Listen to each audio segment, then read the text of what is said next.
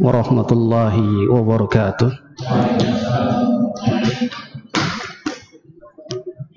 Innal hamdalillah nahmaduhu wa nasta'inuhu wa nastaghfiruh wa na'udzu billahi min shururi anfusina wa min sayyiati a'malina.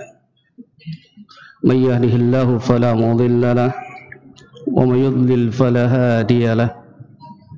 Wa asyhadu an la ilaha illallah syahadatan la ma'buda bihaqqin illallah azza wa jalla. Wa asyhadu anna Muhammadan abduhu wa rasuluh khatamal anbiya'i wal mursalin nabiyyina Muhammadin sallallahu alaihi wa alihi wa sallam. Qala Allah tabaraka wa ta'ala fi kitabihil karim, ya ayyuhalladzina amanu taqullaha haqqa tuqatih wa la tamutunna illa wa antum muslimun.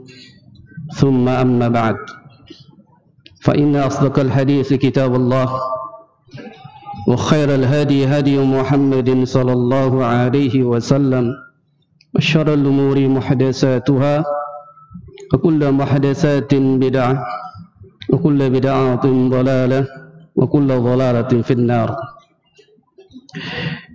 Ikhwani wa akhwati fid din, ma'asyiral muslimin wal muslimat, rahimani rahimakumullah.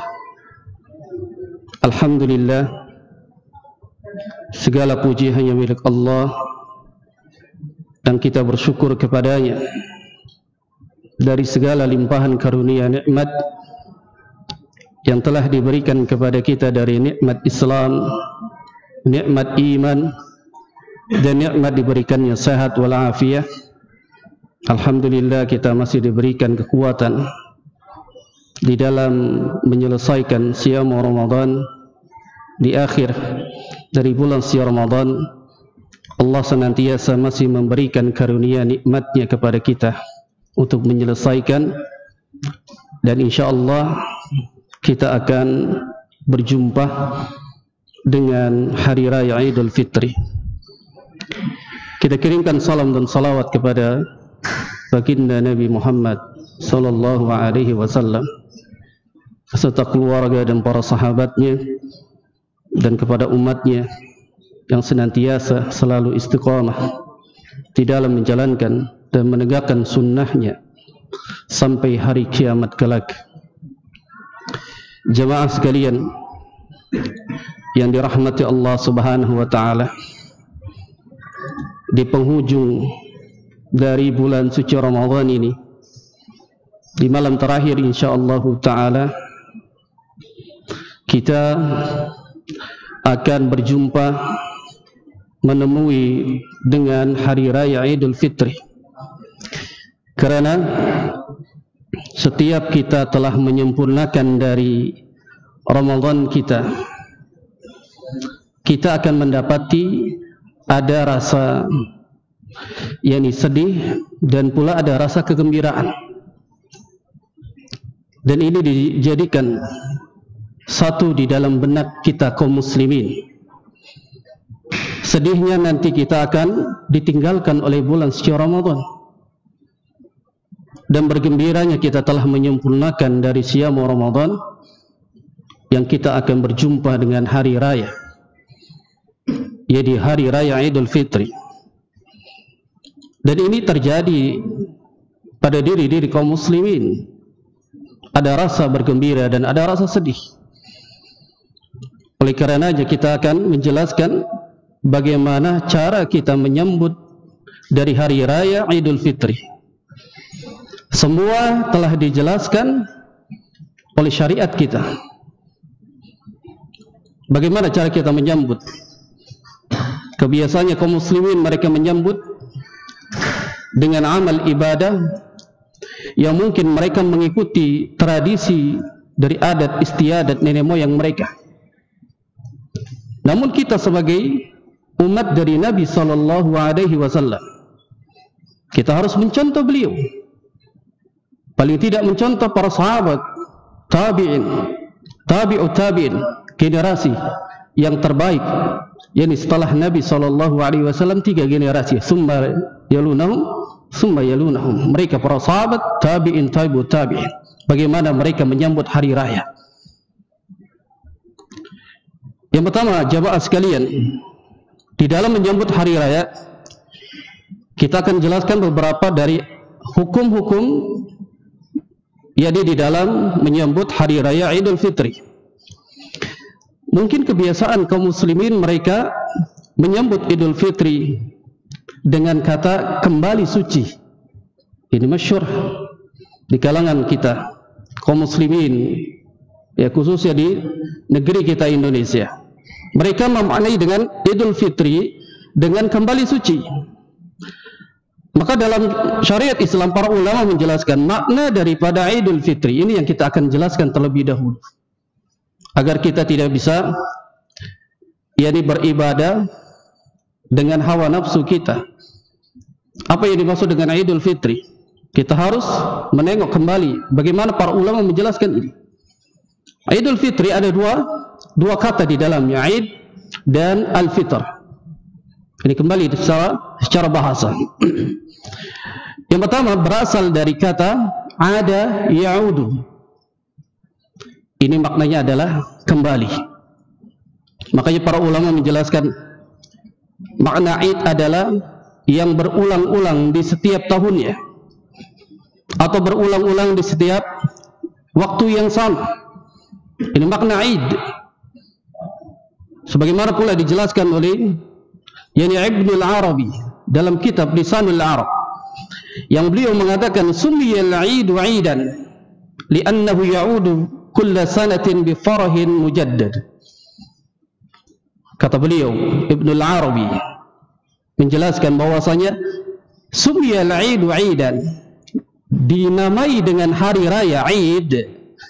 Beliau mengatakan karena berulang di setiap tahunnya. Berulang di setiap tahunnya ada kegembiraan yang baru. Jadi makna Id adalah dari kata ada ya'udu, kembali, berulang. Atau sebagian ulama menjelaskan makna Id adalah kembali kepada al-adah, yakni kebiasaan. Ya, yang maknanya adalah kebiasaan masyarakat menjadikan hari raya itu kebiasaan mereka, adat mereka. Dan ini hari raya kita kaum muslimin, hari raya umat Islam, ini kebiasaan kita. Yang ini tidak lain bagaimana cara kita berhari raya. Ini ada tuntunannya. Ada tuntunannya di dalam syariat Islam. Maka makna yang pertama Id adalah yakni berulang atau kembali di setiap tahunnya, berulang.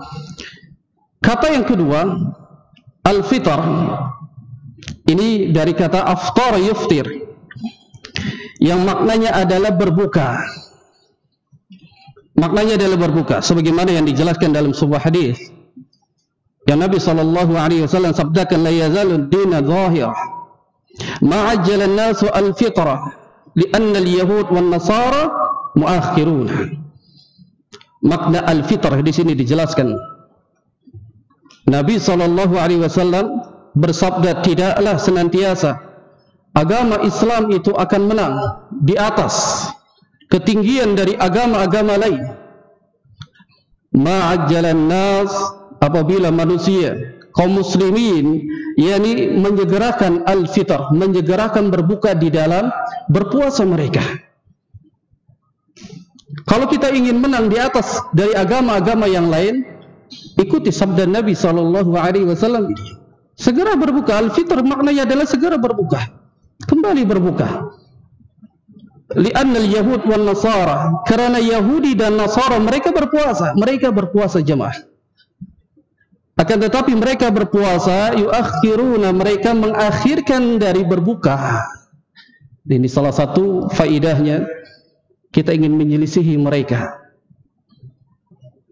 Karena orang Yahudi dan Nasara mereka beribadah tidak ada dasar.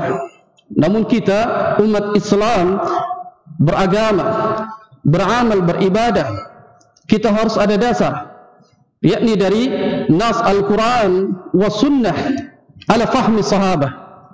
Ini seorang muslim yang harus di atas ilmu, Apabila kita beribadah, maka kita dengan ilmu. Maka makna al-fitr yang dijelaskan oleh para ulama di sini, segera berbuka.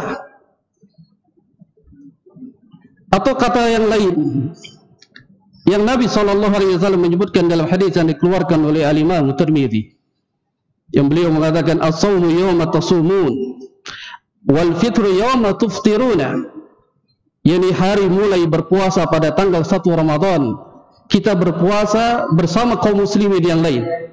Begitu pula wal fitru, kita berbuka berhari raya kita bersama kaum muslimin yang lain, yawma tuftiruna, bersama kaum muslimin. Al-fitr dimaknai dengan yakni bersama, berbuka. Maka nampak jelas Idul Fitri maknanya bukan kembali suci. Kekeliruan kaum muslimin yang selama ini makna dari kata Idul Fitri bukan kembali suci, melainkan adalah Id adalah yakni berulang. Yang kemudian atau makna yang lain kembali. Al-fitr adalah berbuka, kembali berbuka pada saat hari raya. Tidak boleh lagi diharamkan dalam syariat, yakni seseorang dia berpuasa pada hari tersebut. Kemudian jemaah, di dalam kita menyambut hari raya Idul Fitr, kita akan melaksanakan sholat tentunya. Namun di sini dijelaskan beberapa pendapat dari hukum melaksanakan salat Idul Fitr. Paling tidak para ulama menjelaskan ada 3 perkataan mengenai tentang hukum salat Id.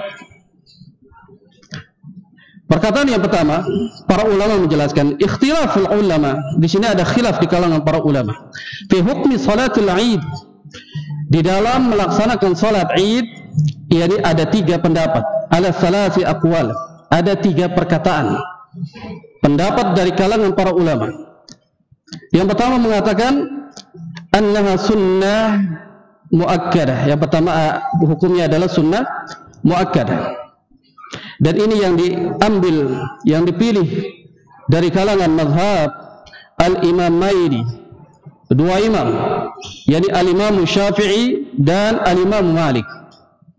Hukumnya sunnah muakkadah. Adapun pendapat yang kedua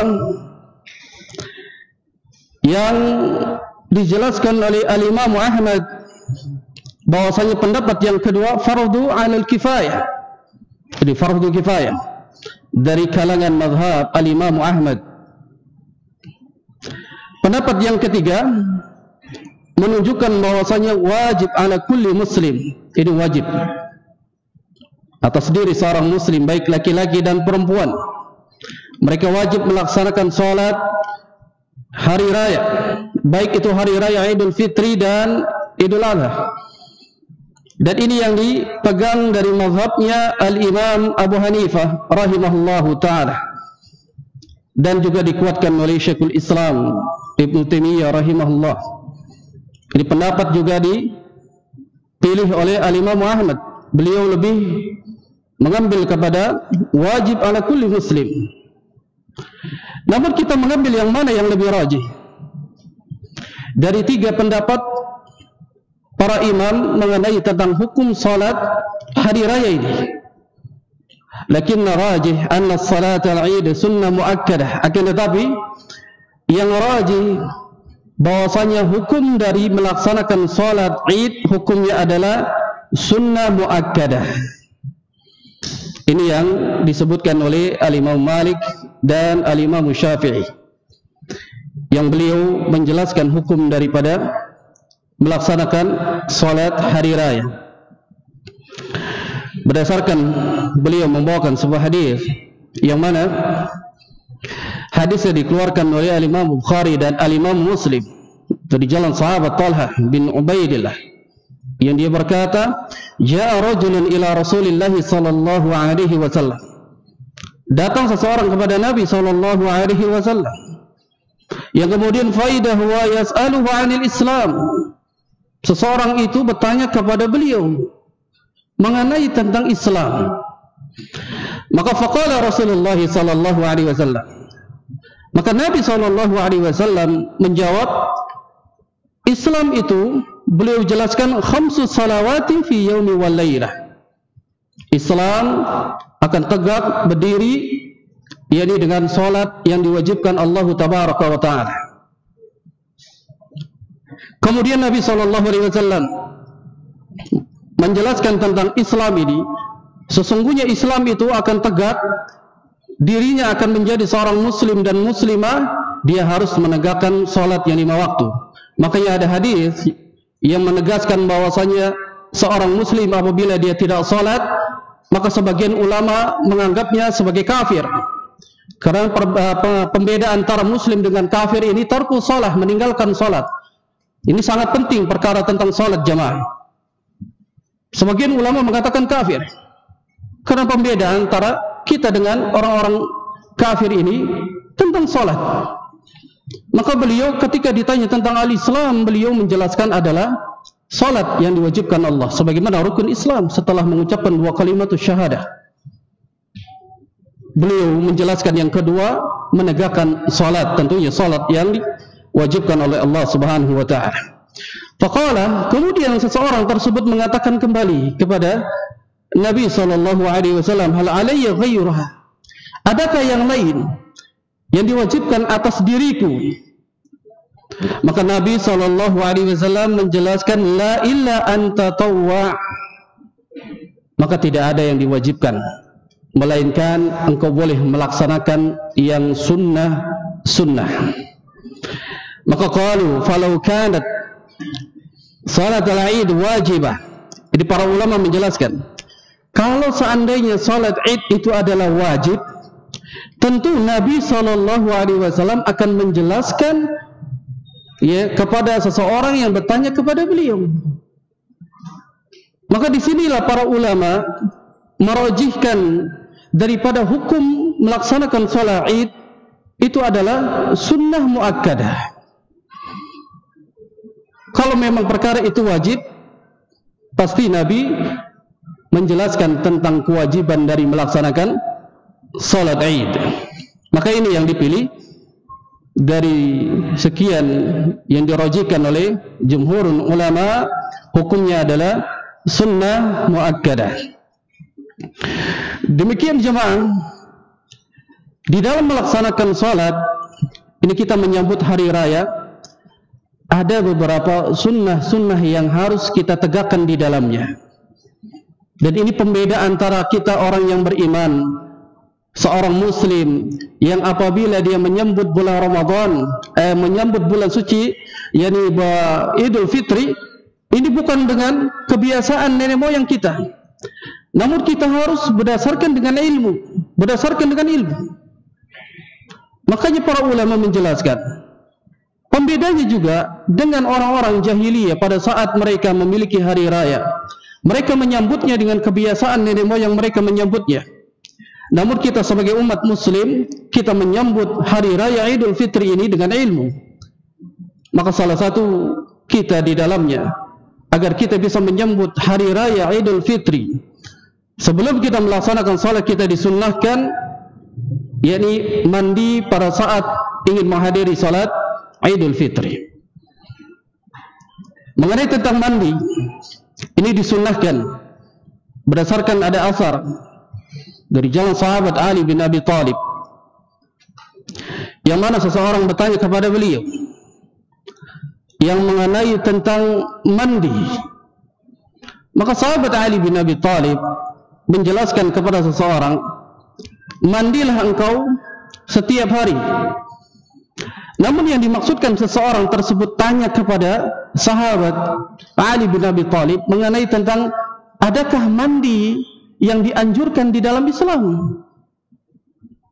Maka sahabat Ali bin Abi Thalib menjelaskan, yakni mandi yang dianjurkan, yang pertama beliau mengatakan yakni fi yaumil Jum'ah, pada hari Jumat.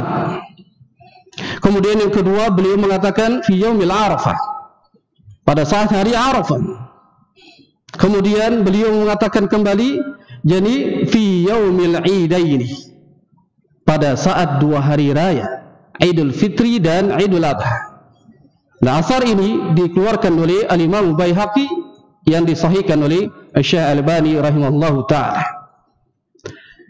Dan riwayat yang lain menyebutkan bahwasanya kita dianjurkan untuk mandi pada saat kita ingin melaksanakan menyambut hari raya Idul Fitri.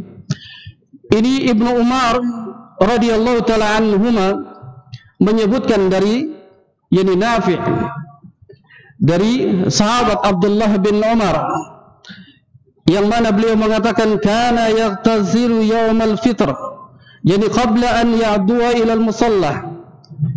Dari Nafi' dia berkata bahwasanya Abdullah bin Umar biasa mereka mandi pada hari raya Idul Fitri sebelum berangkat, yani menuju tanah lapang.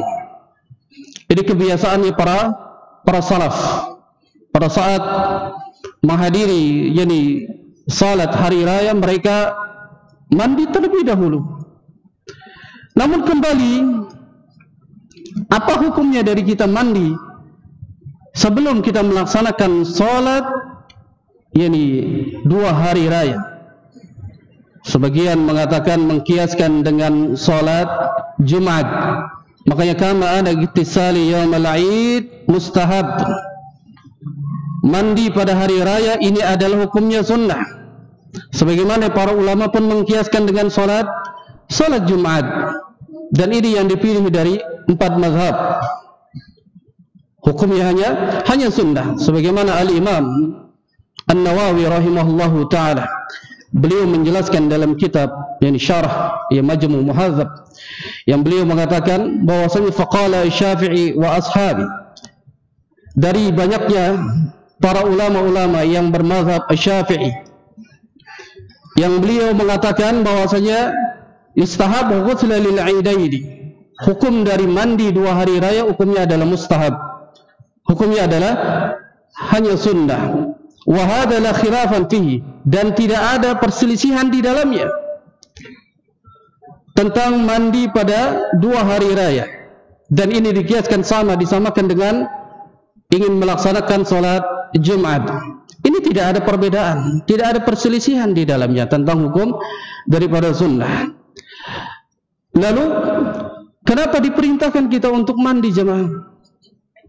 Sebagaimana pada hari Jumat, agar kita jadi badan kita merasa lebih wangi, karena pada saat itu salat-salat yang berkumpulnya kaum muslimin, maka disitulah disunnahkan untuk kita mandi. Pada saat berkumpulnya kaum muslimin, baik itu pada hari Jumat atau pada 2 hari raya, berkumpulnya kaum muslimin dalam yang menegakkan syiar Islam, kita diperintahkan untuk mandi sebelum melaksanakan salat. Ini yang diambil pendapatnya oleh Al-Imam Nawawi rahimahullahu ta'ala. Mengenai tentang mandinya, demikian juga dijelaskan para ulama ahlul fiqh kapan saat kita mandi. Dan ini dijelaskan para ulama. Salah satunya mandinya wa fil ibtida'i waqti ghusli 'id khilafu bainal ulama. Mengenai tentang kapan waktu mandi pada saat kita menyambut hari raya, ini ada khilaf, perbedaan di kalangan para ulama. Namun sebagian mereka para ulama faminhum, jadi man yara annahu yabda'u min tulu'il fajr. Sebagian para ulama mereka menganjurkan mandi sebelum terbitnya matahari. Ini yang pertama. Kemudian sebagian lagi mengatakan waqala akhiruna, sebagian para ulama mengatakan yajuzu qabla al-fajri min lailil 'id. Sebagian lagi boleh dia mandi pada saat malam Idul Fitri.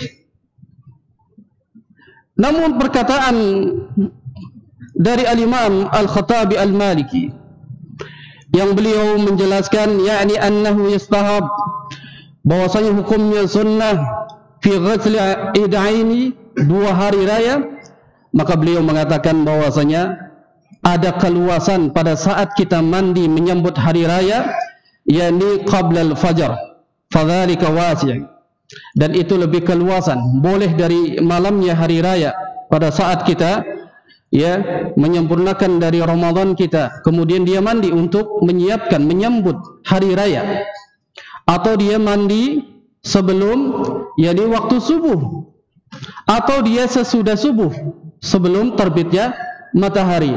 Dan ini waktu-waktu yang diperselisihkan oleh para ulama, diperselisihkan para ulama.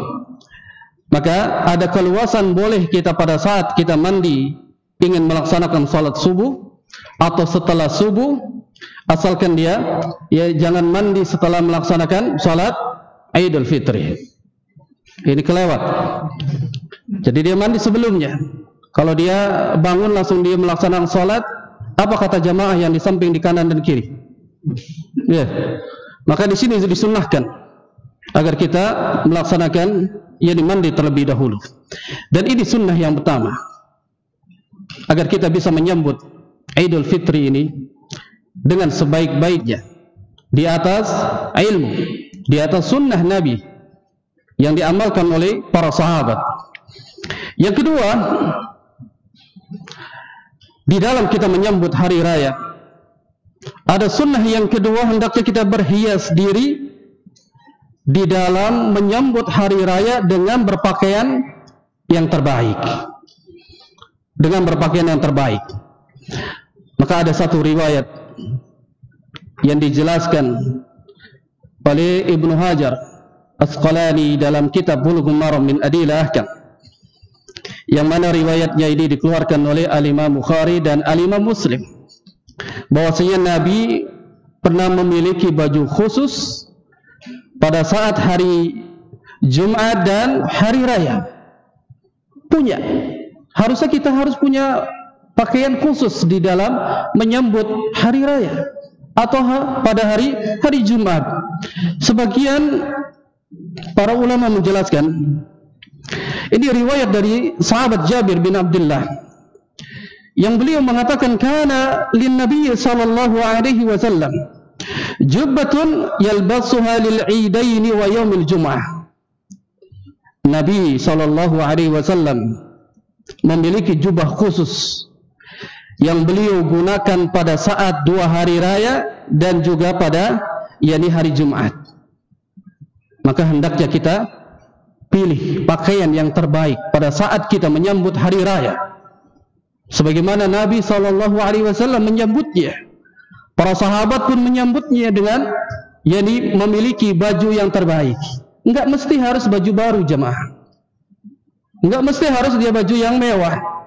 Asalkan di setiap baju kita ada yang istimewa bagi kita, yang terbaik bagi kita, maka gunakan di dalam menyambut hari raya.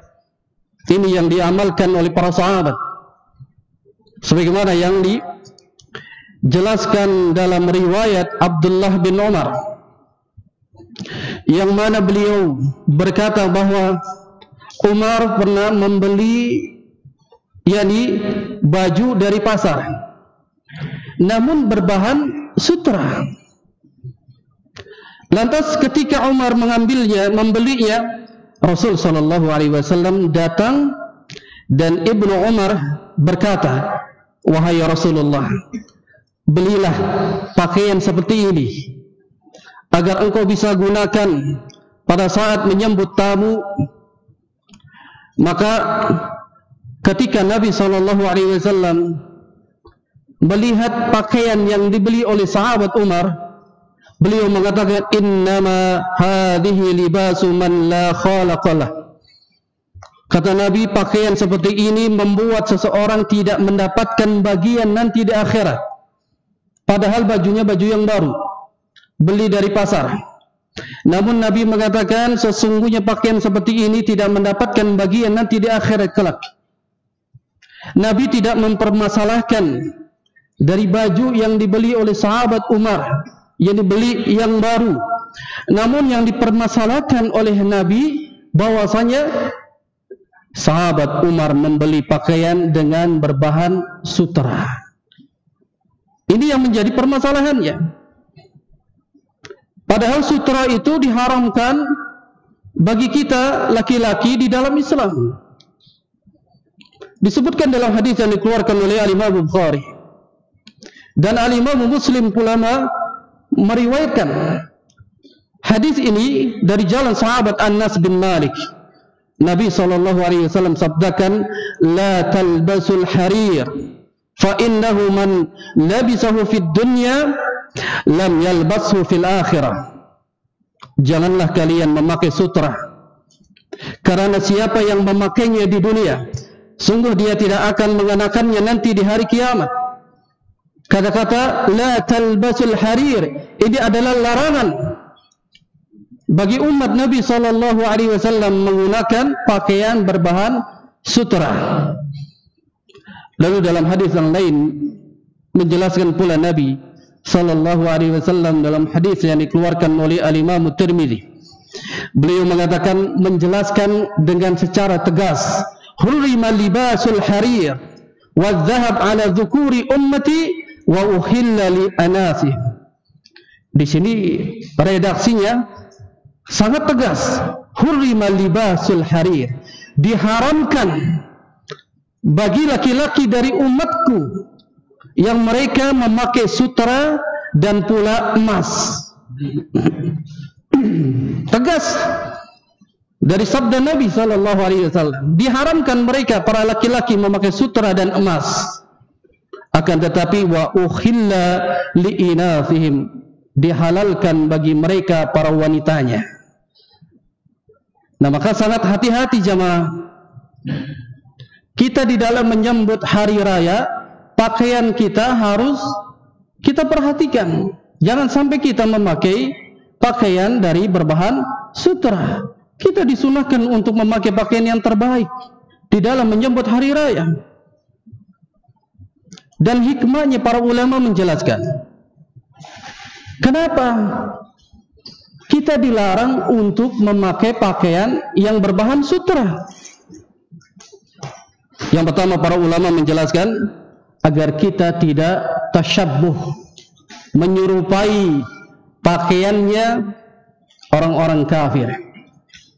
Karena mereka orang-orang kafir berbangga diri dengan pakaian yang mereka gunakan, yang mereka pakai, namun dari berbahan sutra. Padahal kita dilarang oleh Nabi agar kita tidak boleh menyerupai mereka dari orang-orang kafir. Yang Nabi SAW menjelaskan, man tashabbaha biqaumin fahuwa minhu. Kita dilarang menyerupai mereka. Siapa orang yang menyerupai mereka, yang suatu kaum mereka ikuti dari kalangan orang-orang kafir, maka mereka bagian daripada mereka. Maka dilarang kita menyerupai mereka. Hikmah yang kedua, yang ditasyabuhnya kita dengan para wanita, karena memang sutra itu pakaian bagi para wanita. Yang ketiga, berlebih-lebihan, karena di zaman Nabi sutra itu sangat mahal. Mungkin sekarang pun demikian, sangat mahal ya sutra. Maka kita berpakaian tidak boleh berlebih-lebihan.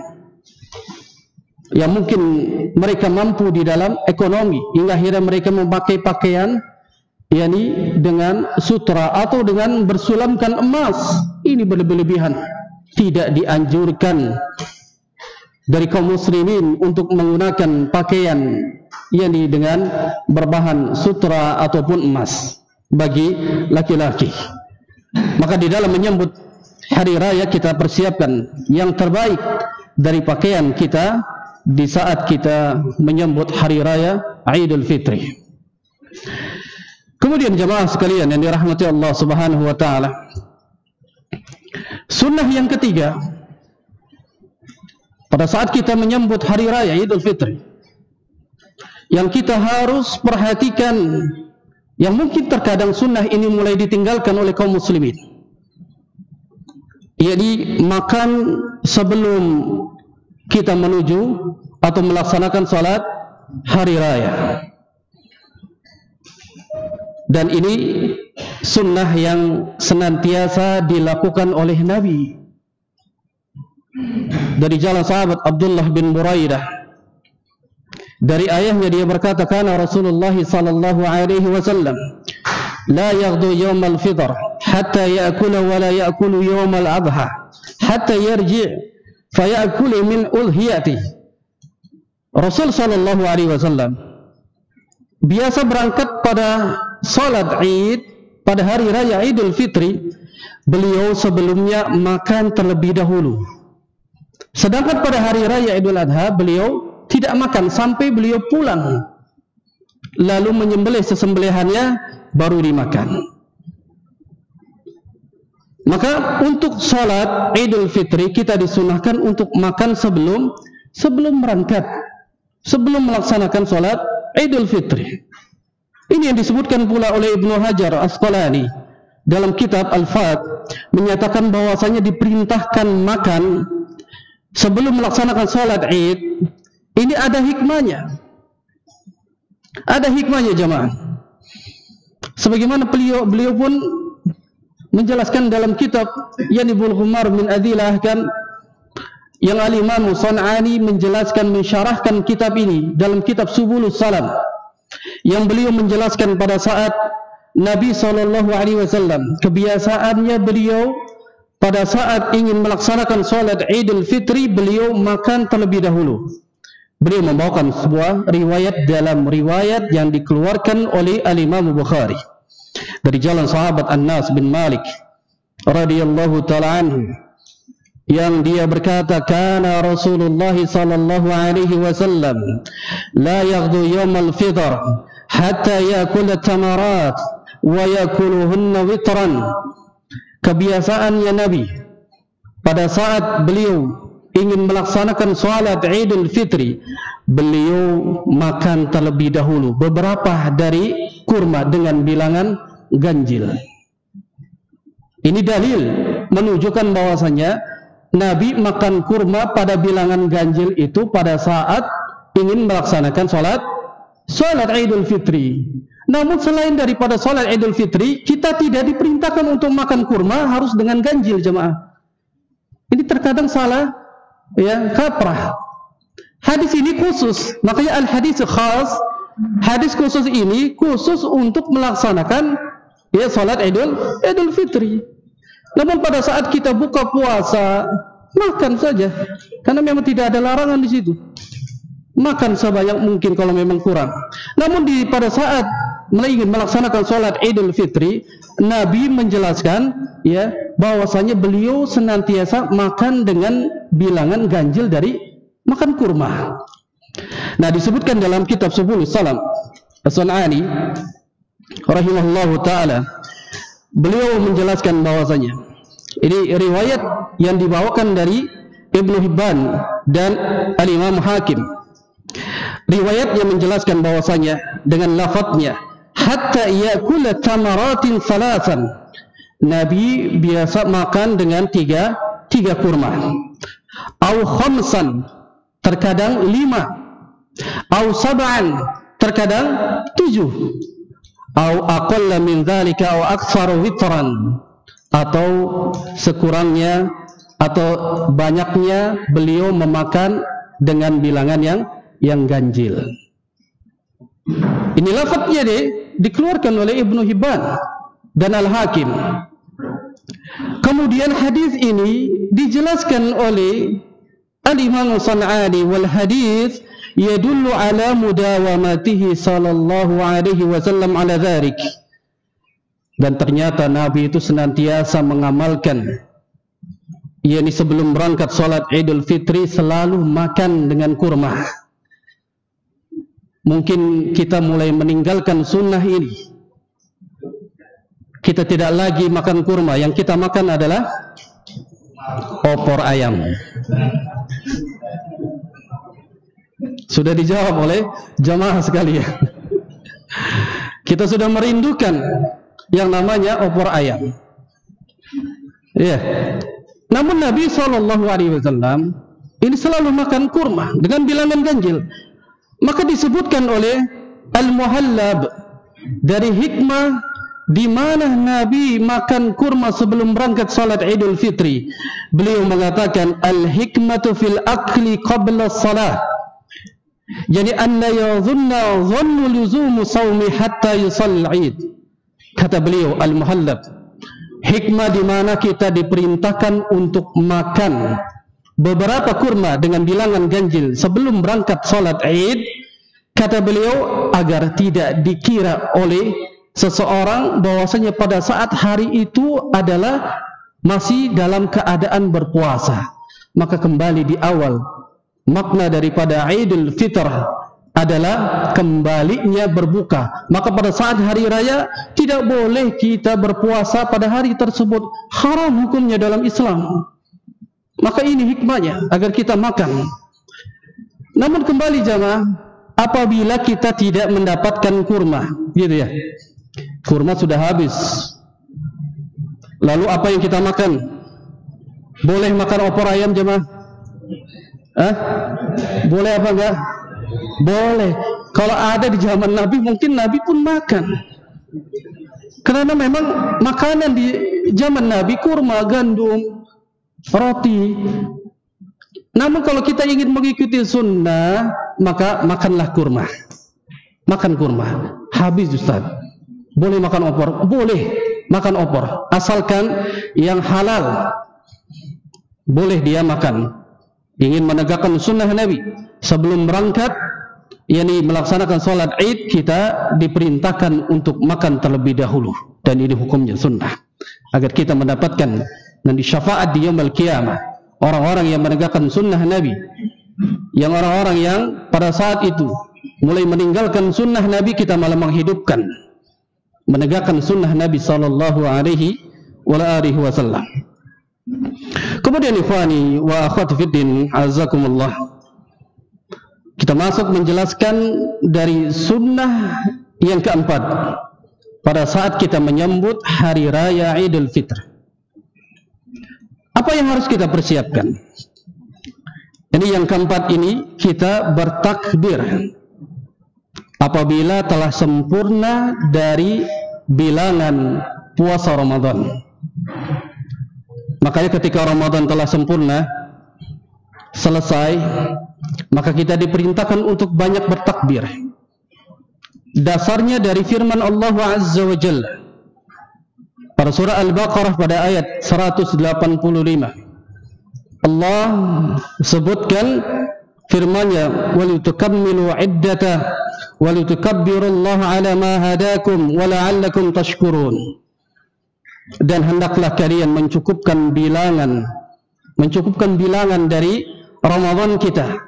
Apabila kita telah sampai sempurna, maka kita diperintahkan untuk mengagungkan, membesarkan Allah Subhanahu wa taala dalam rangka kita yakni bersyukur kepadanya.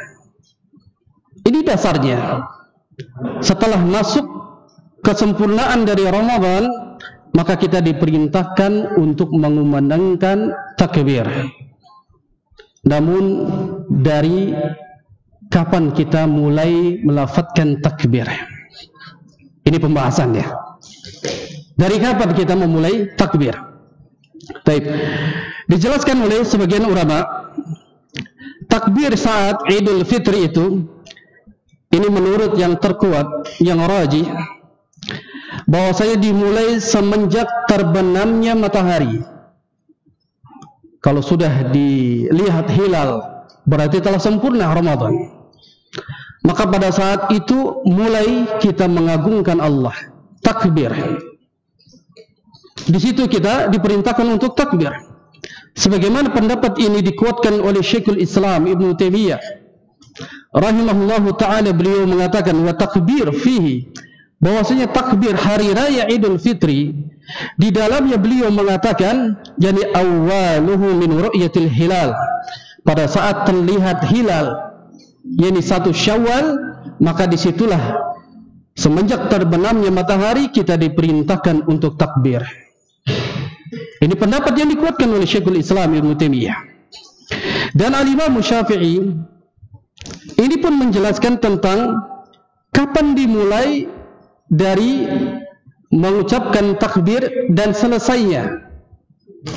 Beliau mengatakan yani faida ra'au hilalu Syawal, apabila telah terlihat hilal, maka beliau menjelaskan bahwasanya ahbabtu yani an yukabbiran nas, bahwasanya disunnahkan kaum muslimin untuk dia apa? Yani mengucapkan takbir. Mengucapkan takbir. Yang kemudian beliau menjelaskan furada fil masjid wal aswaq, baik di masjid-masjid atau di pasar-pasar. Beliau perintahkan di dalam mengucapkan takbir, atau juga wat tariq wa manazil wa musafirin, baik itu di rumah, baik itu di jalan, atau orang yang dalam keadaan musafir, dia diperintahkan untuk mengucapkan takbir. Ini yang harus diperhatikan. Dan beliau pun menjelaskan sampai kapan takbir itu terus dikumandangkan, yakni wala yazaluna yukabbiruna hatta yaghduwa ilal musalla, sampai menuju ke tanah lapang. Takbir terus di jalan, kita di jalan takbir terus, di rumah kita takbir, di kantor mungkin yang masih masuk ya, ada juga kan yang masih kerja, takbir terus. Semenjak terbenamnya matahari, dia banyak-banyak mengagungkan Allah, membesarkan Allah. Karena telah terlihat hilal, maka disempurnakan Ramadan, maka tanda rasa syukur kita kepada Allah Azza wa Jalla, yakni banyak-banyak kita bertakbir kepada Allah Subhanahu wa taala. Lalu selesainya kapan, kata beliau? Wa ba'da al-ghudwi, yani hatta yakhruj al-imam lis-salati thumma yad'una takbir. Kata beliau, pada saat imam telah keluar kemudian menuju salat, kemudian berkhutbah, kemudian mereka meninggalkan yang namanya takbir, tidak ada lagi takbir. Ini bagi salat Idul Fitri. Namun kebanyakan mereka mengaku mazhab Syafi'i, sampai kapan takbirnya? 3 hari. Ini kesalahan. Makanya di dalam menyambut hari raya kita harus apa? Di atas ilmu. Harus di atas ilmu. Tidak boleh kita mengikuti kebiasaannya, yakni orang tua kita, nenek moyang kita, kebiasaan mereka takbir sekian. Di atas ilmu. Apalagi Al-Imam Syafi'i, beliau berpendapat selesainya, yakni sampai selesai salat, kemudian imam itu turun, maka tidak ada lagi takbir. Tidak ada lagi takbir. Kemudian jemaah sekalian yang dirahmati Allah Subhanahu wa taala, di dalam takbir lafadznya ada beberapa pendapat dari kalangan para ulama. Lafadz takbirnya kita akan menjelaskan dari lafadz takbir.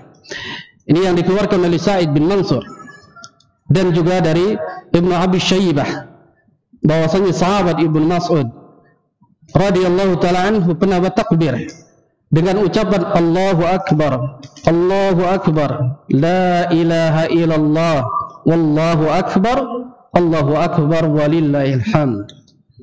Beliau pernah mengucapkan Allahu Akbarnya 2 kali. Namun terkadang riwayat yang lain pun beliau mengucapkannya 3 kali. 2 atau 3 ini tidak dipermasalahkan. Terkadang yang masyhur mengikuti kebanyakan kaum muslimin takbirnya 3 kali. Allahu Akbar, Allahu Akbar, Allahu Akbar 3 kali. 2 kali pun boleh. Ya, antara 2 atau 3. Ini riwayat Ibnu Abi Syaibah menjelaskan, disebutkan sanadnya, ia menyebutkan 3 kali atau 2 kali, itu pun sama. Namun takbirnya dari sahabat pun ada yang lain. Tidak harus mesti takbir ya Allahu Akbar, Allahu Akbar, atau takbir yang lain bagaimana sahabat mengucapkannya. Ini yang takbirnya yang diucapkan oleh sahabat Salman Al-Farisi, yang beliau mengucapkan takbirnya Allahu Akbar, Allahu Akbar, Allahu Akbar kabira. Boleh atau tidak? Boleh jamaah. Ini takbirnya dari sahabat Salman,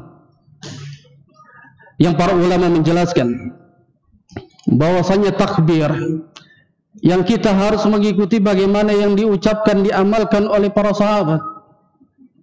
Adapun yang tidak diamalkan, maka hendaknya jangan kita amalkan jemaah.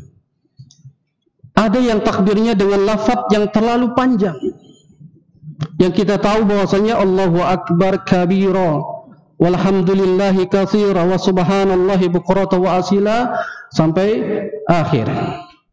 Terlalu panjang, dan ini dijelaskan oleh para ulama, ya tidak pernah diucapkan oleh para sahabat. Walaupun Nabi SAW tidak menjelaskan dari sigat dari kriteria lafadznya takbir bagaimana? Karena makna dari firman Allah itu secara umum kita mengagungkan Allah, takbir. Namun kita mencontoh dari para sahabat, tabi'in, tabi'ut tabi'in yang mereka bertakbir di dalam menyambut hari raya Idul Fitri.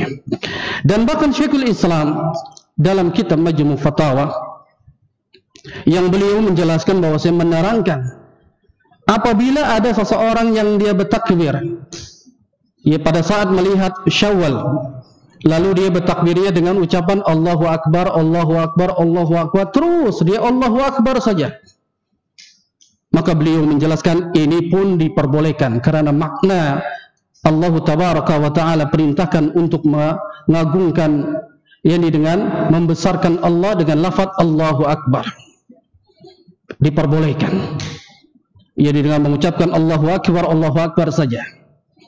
Ini yang harus kita perintahkan, disunnahkan dia bertakbir.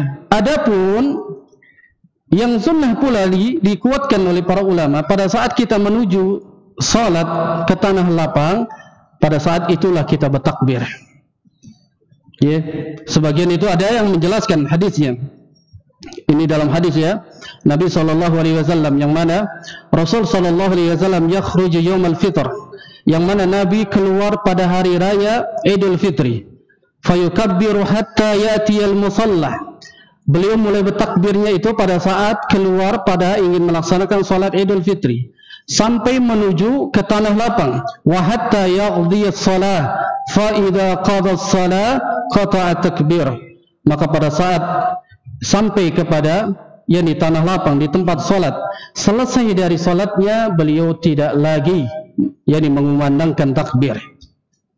Ini yang sebagian ulama berbeda pendapat. Dimulai kapan kita mulai mengagungkan Allah?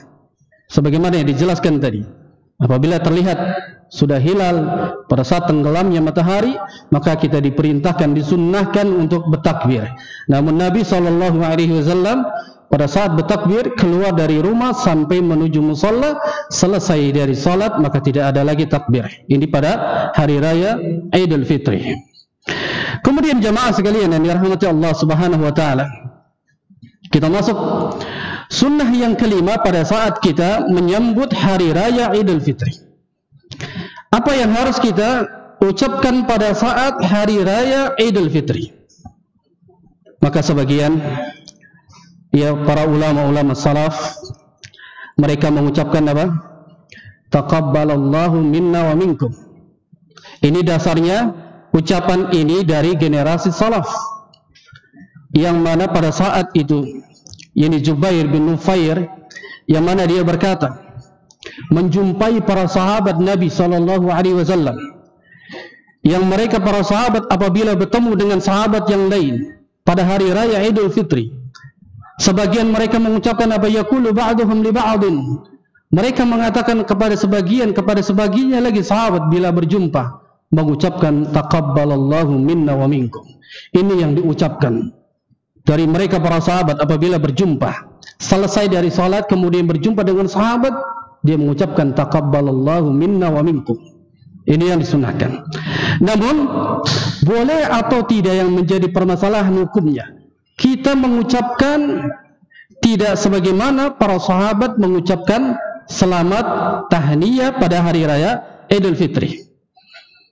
Yang mungkin di sini ada ucapan dengan apa? Idul Mubarak. Atau ada ucapan apa? Kullu amin wa antum bi khairin. Atau ada ucapan seperti itu. Atau ada ucapan yang sering kita dengar atau sering kita mendapatkan dari media sosial, selamat hari raya Idul Fitri. Dibolehkan atau tidak? Maka jumhur ulama mengatakan bahwasanya kalimat ini, yakni Idul Mubarak, atau dengan ucapan yakni selamat hari raya Idul Fitri, walaupun tidak ada dalil yang mendukungnya, namun para ulama menjelaskan asalkan perkataannya tidak mengandung kesyirikan, mengandung yakni kebatilan, maka pada saat itu diperbolehkan. diperbolehkan kita mengucapkan Idul Mubarak, selamat hari raya Idul Fitri, asalkan perkataannya, lafadznya tidak mengandung kesyirikan.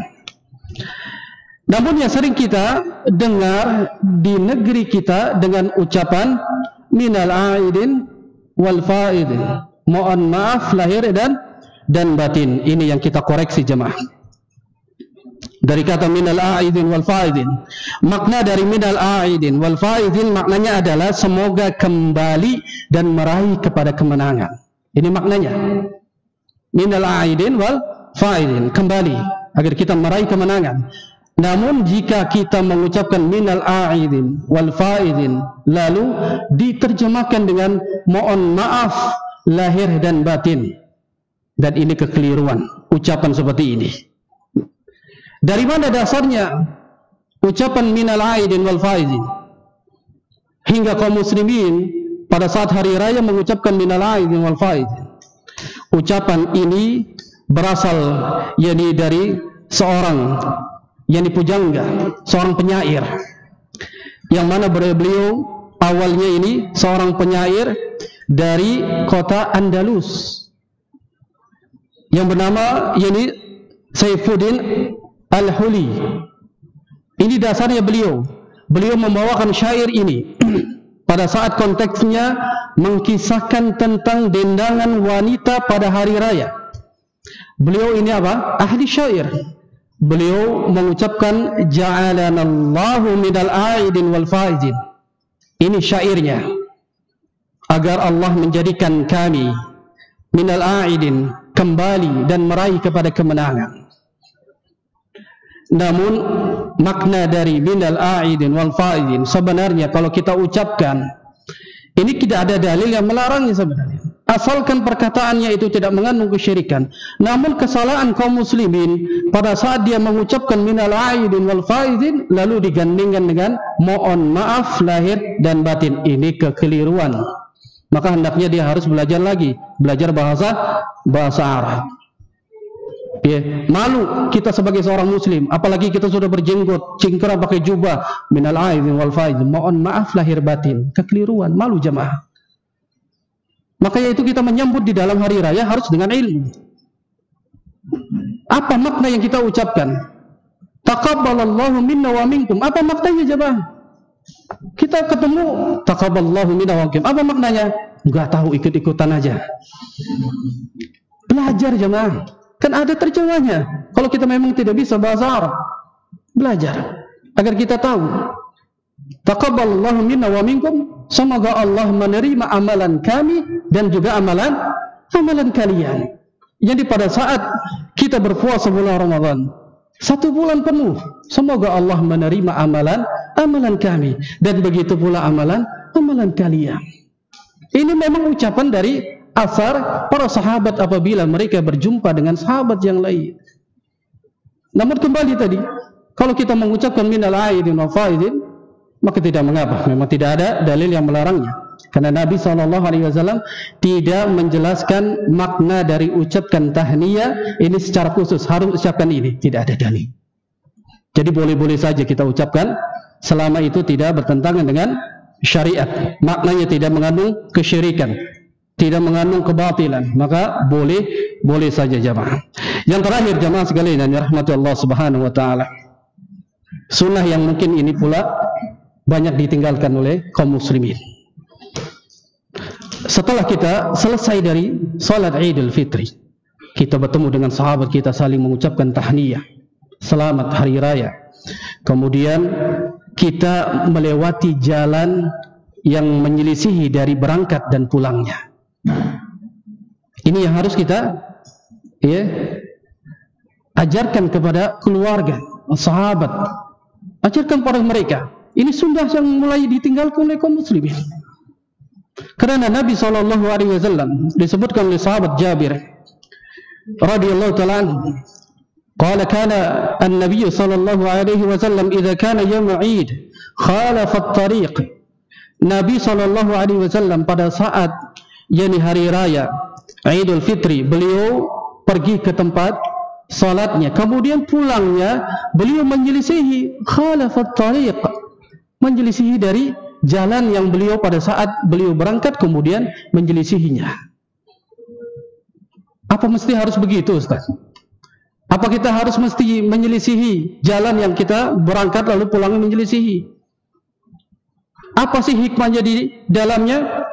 Tentu Nabi mengajarkan sesuatu sunnah, mengajarkan syariatnya kepada umatnya, tentu ada hikmah dan pelajaran, ada ya pahala di dalamnya. Yang pertama, paling tidak kita mendapatkan pahala mengikuti sunnah, karena nanti dia alam kubur yang pada saat itu kita ditanya oleh dua malaikat.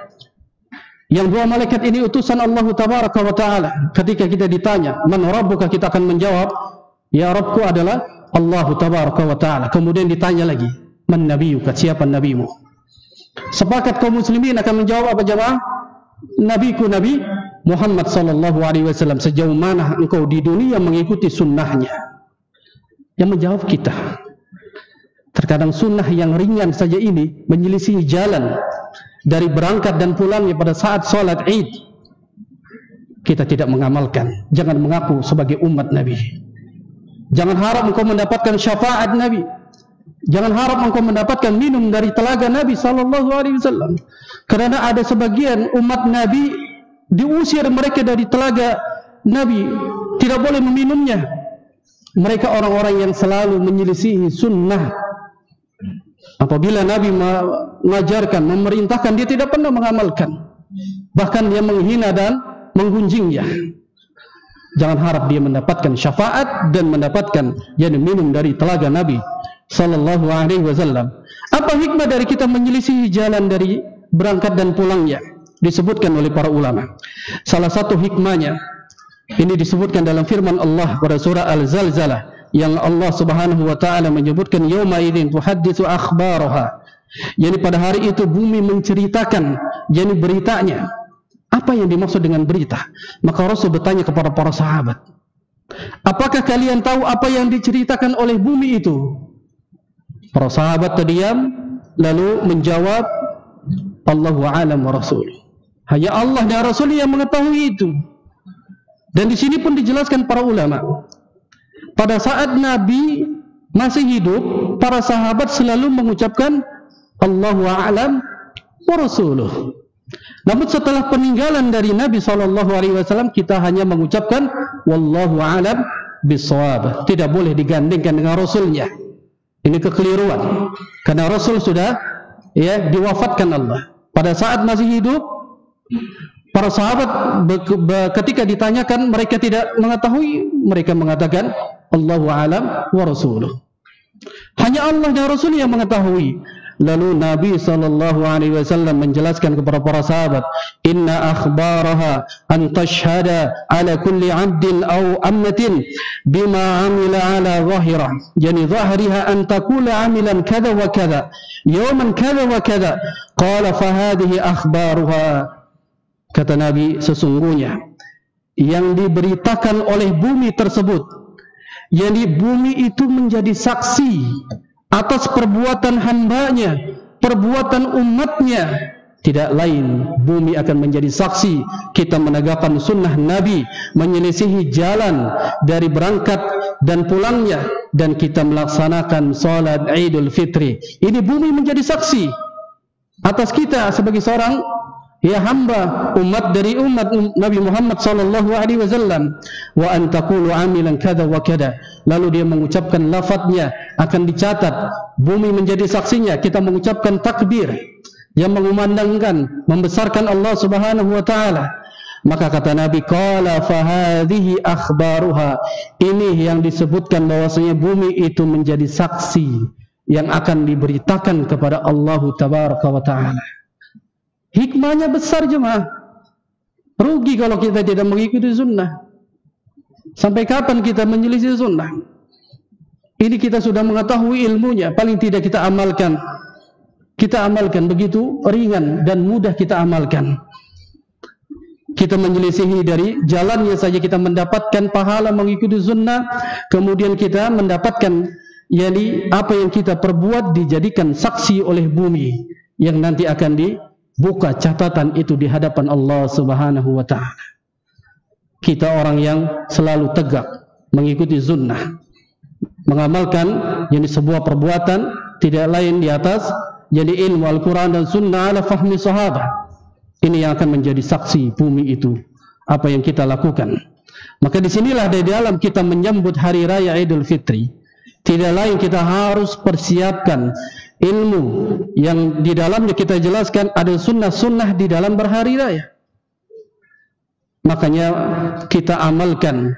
Semoga Allah Subhanahu wa ta'ala memberikan kita kekuatan di akhir bulan Ramadan ini yang kita akan sempurnakan dengan Idul Fitri. Kita sudah memiliki dan menyiapkan bekal di dalam menyambut hari raya tersebut, dengan ilmu. Wallahu a'lam bishawab. Ini saja mungkin jemaah dari kita mempersiapkan dari menyambut hari raya Idul Fitri dengan ilmu, dengan sunnah-sunnah yang diajarkan oleh Nabi sallallahu alaihi wa alihi wasallam. Aqulu qouli hadza wa astaghfirullah li wa lakum. Subhanakallah wa bihamdik, asyhadu an la ilaha illa anta astaghfiruka wa atubu ilaik. Wassalamu alaikum warahmatullahi wabarakatuh. Boleh. Dari Ahmad. Jadi bagaimana apabila ada